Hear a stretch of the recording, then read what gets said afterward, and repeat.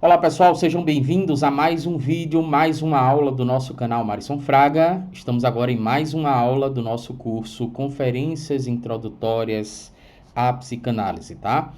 Então, nós vamos estudar hoje, nessa aula de hoje, as páginas 23, 24 e 25. Inicialmente eu estava imaginando aqui que a gente pudesse gravar aulas com 4 páginas, né? Para a gente estudar 4 páginas, mas eu estou querendo ganhar agilidade, inclusive nós já estamos em abril. Estou querendo ganhar agilidade e o tempo está muito corrido, né? Então vamos continuar aqui com o nosso treinamento. Lembrando para você que está chegando agora, que a melhor forma de você ver esse treinamento aqui é você ir pela playlist, tá? A gente montou uma playlist aqui no canal, é um curso gratuito, onde a gente vai estudar página por página, de forma extremamente minuciosa, o livro gigante, né? De Conferências Introdutórias à Psicanálise, ok? Então, a melhor forma é você ir pela playlist, né? E aqui está o nosso mapa mental de hoje, tá? Lembrando também, pessoal, quem já faz parte da área de membros, tá? Eu inicialmente pensei em criar uma área à parte, mas eu vou deixar lá na nossa área de membros já, tá? Quem já faz parte da nossa área de membros, onde você pode fazer o download dos mapas mentais que a gente traz aqui para o canal das aulas, né? Que é a nossa metodologia. Quem já está fazendo parte dessa área de membros já pode fazer o download, porque assim que terminar essa aula eu vou subir os mapas mentais lá, eu vou subir o slide da primeira aula e eu estou preparando e-books também, tá? Lá já tem alguns e-books de algumas aulas anteriores, facilita muito a questão da compreensão. Eu vou deixar, assim que eu terminar toda a introdução de conferências introdutórias, aí eu vou deixar lá o e-book de introdução, tá? Para a gente partir já para o outro. Então vamos tentar ganhar mais agilidade aqui para a gente colocar o maior número de aulas aqui no canal em menor tempo possível. Isso, obviamente, respeitando aí a minha demanda, né? Infelizmente o dia só tem 24 horas. Então vamos lá. Vamos entender o que é que Freud diz aqui na página 23, né? O Freud, ele começa dizendo, deixa eu só ajustar aqui para você que está no celular, tá? Fica mais fácil para você ver.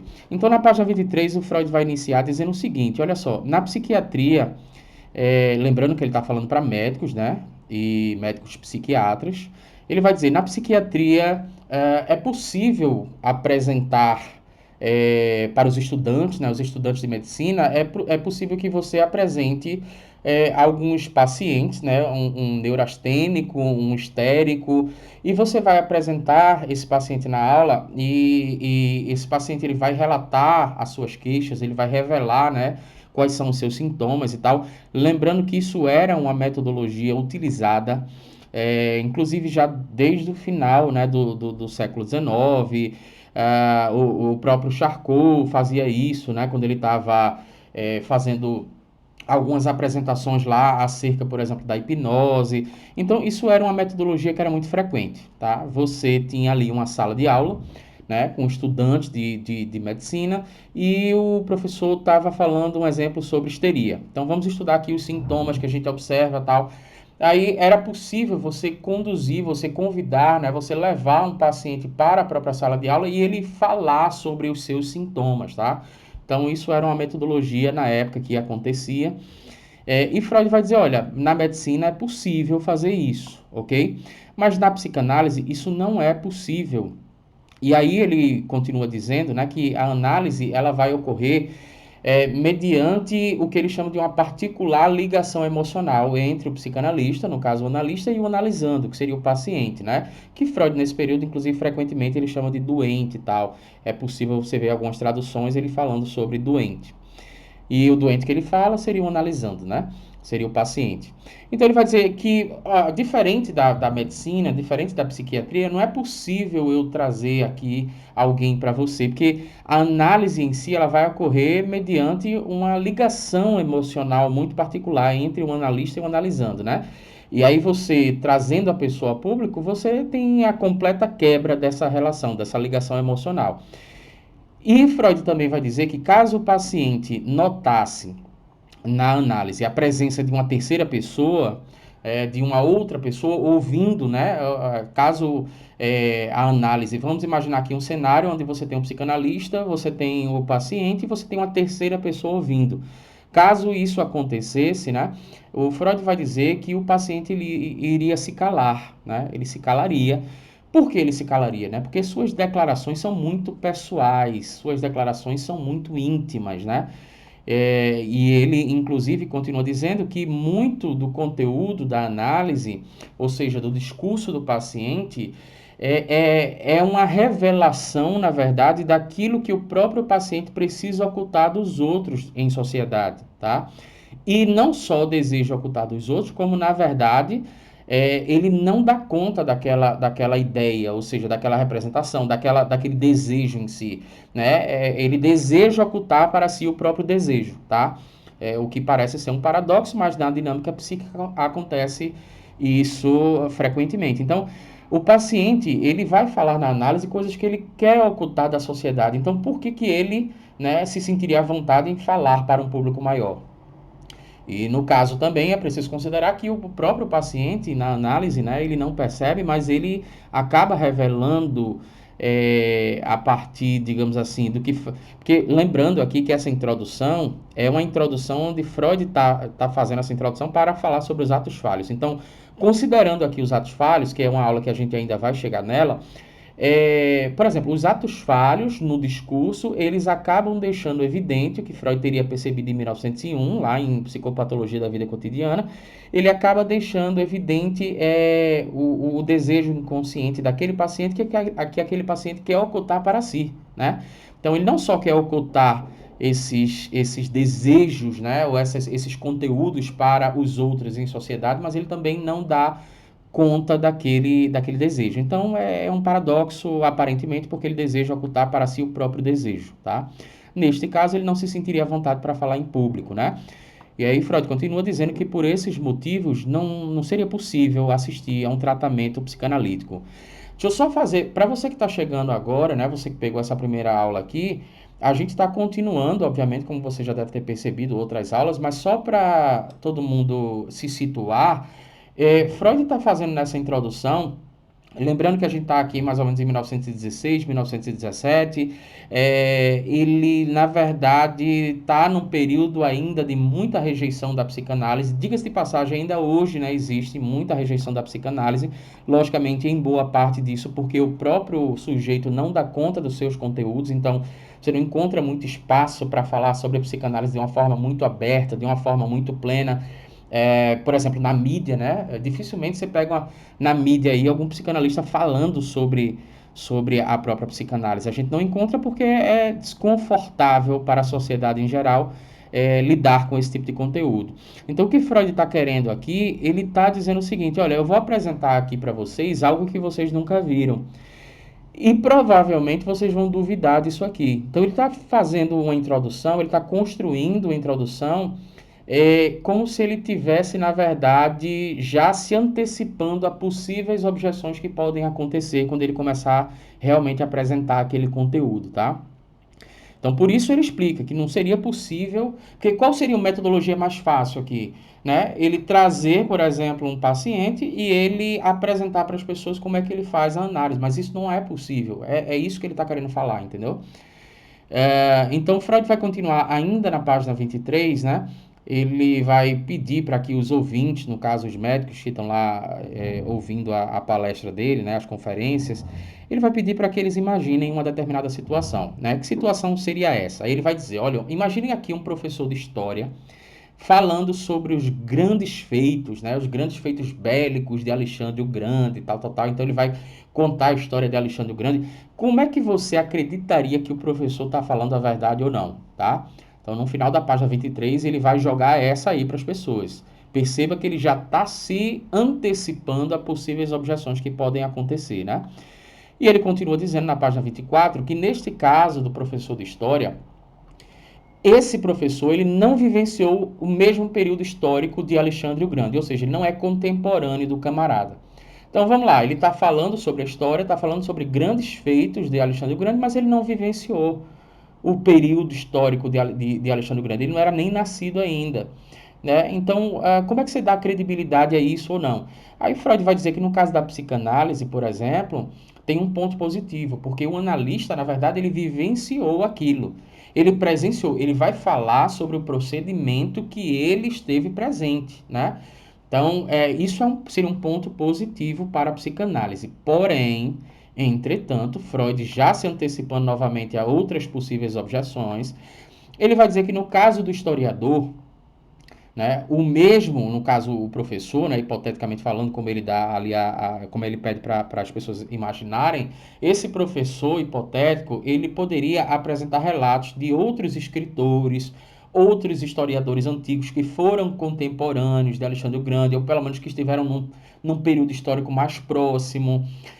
Ele pode apresentar ainda artigos conservados, né, moedas que foram descobertas aí em escavações arqueológicas. Ele pode apresentar estátuas que comprovem, né, a grandeza, por exemplo, do respectivo Alexandre. Então, isso, na verdade, iria conferir veracidade aos relatos históricos, tá? Quando você tem ali um historiador, por exemplo, dizendo, olha, quem foi contemporâneo, sei lá, vamos pegar um exemplo aqui, quem foi contemporâneo aqui de Jesus, de Paulo, seria, por exemplo, um rapaz chamado Flávio Josefo, né? Então, inclusive, as narrativas bíblicas, né, principalmente aquelas pessoas que estão ligadas mais a um campo apologético, vão se valer de relatos de Flávio Josefo para dizer, olha, ele também relatou sobre isso, ele não era necessariamente cristão, mas ele era um historiador contemporâneo e tal. Então isso confere uma certa veracidade, porque Flávio Josefo teria dito que existiu um homem de Nazaré e tal, tal, tal. Isso confere veracidade, por exemplo, à existência de Jesus, tá? Freud não fala especificamente sobre essa questão de Jesus, ele fala sobre essa possibilidade de Alexandre o Grande, mas eu estou trazendo outros exemplos aqui para você entender o que é que Freud está querendo falar, ok? Então ele continua dizendo, ainda na página 24, que a quantidade de livros de história relatando aquelas informações que eram então repassadas pelo hipotético historiador, né? Essas informações elas são semelhantes entre si e isso obviamente ajuda na veracidade, ou seja, ajuda a fazer com que aquele público ouvinte acredite no que o professor está falando, ainda que o historiador ele não tenha vivenciado no período, não tenha sido contemporâneo, né? Não tenha vivenciado naquele mesmo período histórico daquela pessoa de quem ele está falando. No caso do exemplo aqui, Alexandre o Grande, ok? Então, na página 25, o Freud vai perguntar, olha, então vamos lá, vamos entender aqui. Uma vez que não é possível presenciar um tratamento psicanalítico, né, como ouvinte, nem como qualquer outra forma, né? Não existe nenhuma outra forma de certificação objetiva da psicanálise. O que eu vou apresentar aqui para vocês é uma coisa que vocês só vão me ouvir falar. Eu não posso trazer nenhum paciente para cá, para que vocês vejam, né? Então não existe nenhuma outra forma de certificação objetiva daquilo que eu estou dizendo, ou seja, do que eu estou falando, que consequentemente, a psicanálise. Então, como é que a gente tem esse desafio de aprender sobre a psicanálise e se convencer de que realmente o tratamento funciona, de que é verdade aquilo que ele está falando, né? É verdade sobre as respectivas afirmações que serão passadas. No caso, primordialmente, Freud vai iniciar falando sobre a questão dos atos falhos. Lembrando que a gente ainda vai chegar lá, tá? Então, Freud vai dizer que é possível iniciar os aprendizados em psicanálise mediante o estudo da própria personalidade. Vamos lá. Se a gente volta para a questão de 1900, quando Freud lança a questão da interpretação de sonhos, ele chega a determinadas conclusões, né, analisando os próprios sonhos. E em Psicopatologia da Vida Cotidiana, em 1901, ele também vai falar sobre atos falhos e ele apresenta ali algumas análises, né? Ele chegou a conclusões a partir de seus próprios atos falhos, tá? Então ele fez esse movimento de autoanálise, né? Ele chama aqui de autoobservação, tá? E ele vai dizer, não é necessariamente uma autoobservação, mas a gente pode considerar dessa forma, uma autoobservação, né?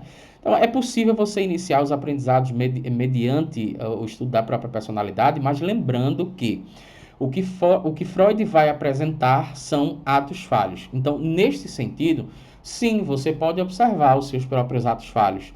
Isso cai muito em questão em um dos próximos vídeos que a gente vai trazer aqui para o canal, que existe autoanálise, ou seja, é possível a autoanálise ou não, só precisa de um tempinho para poder gravar esse vídeo aqui, tá? Mas o que ele está falando aqui, né, é que sim, a partir dos atos falhos, apesar dele não falar isso explicitamente, você pode começar, né, se observando os seus próprios atos falhos e tal. Então, não é que seja possível necessariamente uma autoanálise completa, mas em alguma medida, sim, tá? Outra coisa também que Freud vai falar na página 25 é que existe um conjunto de técnicas e instruções, né, que ele vai passar e que possibilitariam essa espécie, entre aspas, né, de autoobservação, bem entre aspas mesmo. Por que ele está falando sobre isso? Lembrando, volto a dizer, ele vai falar sobre atos falhos. Então, sim, quando ele começar a falar sobre a questão dos atos falhos, né, é possível que a pessoa entenda mais ou menos a dinâmica inconsciente que acontece, qual é o lapso que aconteceu ali, o porquê que aconteceu isso, e a pessoa consiga até, depois, né, de entender essas instruções que vão ser passadas por Freud, interpretar alguma coisa do seu próprio psiquismo, ou seja, do seu conteúdo inconsciente, tá? E aí ele vai dizer que essa autoobservação, entre aspas, vai ajudar na convicção, ou seja, na veracidade sobre os procedimentos psicanalíticos, tá? Freud ressalta ainda na página 25 que, apesar de ser possível essa, entre aspas, autoobservação, haverá avanços muito mais significativos quando nos deixamos, ou seja, nos permitimos ser analisados por outros analistas mais qualificados, né? Então, aqui tem um ponto em questão, que é justamente isso, né? A questão do que ele está falando, por exemplo, é possível essa autoobservação? Em certa medida, sim, porque ele vai falar sobre a questão dos atos falhos e tal, tal, tal. Porém, ainda assim, nos atos falhos, mesmo você entendendo essa dinâmica, pode haver resistência. Ele não fala sobre isso, mas eu estou trazendo esse adendo aqui. Ele não fala especificamente sobre a questão da resistência, mas eu estou trazendo aqui, tá? Então, Freud ele vai ressaltar que, apesar de ser possível essa autoobservação a partir do que ele vai apresentar nas próximas conferências ou nos próximos momentos, mas haverá avanços muito mais significativos, ou seja, você vai aprender muito mais sobre a sua personalidade, a sua dinâmica psíquica, se você se permitir passar pela experiência da análise, né? E tiver ali passando pela experiência com outro analista que seja qualificado, tá? E na página 25 ele finaliza dizendo que se você se permitir passar por essa experiência da análise, vai ser possível experimentar os efeitos da psicanálise em nosso eu, ou seja, em nosso ego, e aprender mais sobre esse procedimento. Então, o que ele está querendo aqui, na verdade, é dizer, ó, a gente tem a questão do problema da veracidade, né? Como é que vocês vão saber se o que eu estou falando é verdade ou não? Então, eu vou te apresentar aqui algumas regras, algumas técnicas, alguns procedimentos, e sim, você vai poder fazer, em certa medida, iniciar, na verdade, esse procedimento, né, de comprovação da veracidade da psicanálise a partir de uma autoobservação. Agora, se você passar pela análise, com certeza você vai ter avanços muito mais significativos, né? E você vai poder experimentar os efeitos da psicanálise na sua própria, no seu próprio ego, né? Então, é basicamente isso que Freud quer falar.